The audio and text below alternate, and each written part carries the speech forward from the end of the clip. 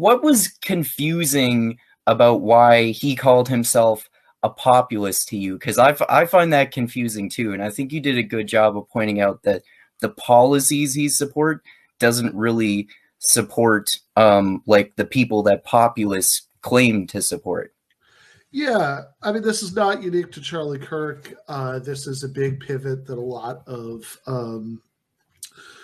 American right wingers, Republicans basically have done in the last year or two, I think, especially, right? So, kind of comes out of the Trump presidency, but like there's been a big, a lot of it's happened like even more recently than that. So,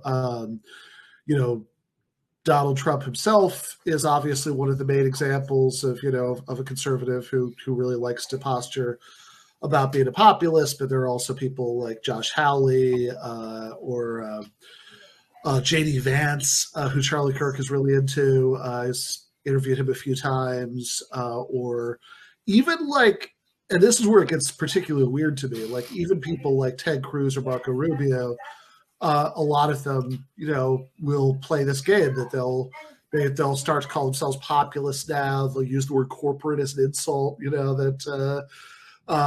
like I've seen Ted Cruz, say like, complain about, the corporate media, like he's a guest on Democracy Now! In 2005. It's bizarre. But, and so when the people who set up the debate, the town circle, when we were talking about doing something like this, when they suggested Charlie Kirk as somebody I could do it with, I've got to admit, my first reaction was, I don't know why, right? Like what, why him, right? And it seemed kind of random, but then the more I thought about it, the more I realized I actually did want to debate Charlie Kirk specifically because of this point that, like, because he has done this pivot, where he calls himself a populist, he says he's not like one of those old, corporate Republicans, all this stuff.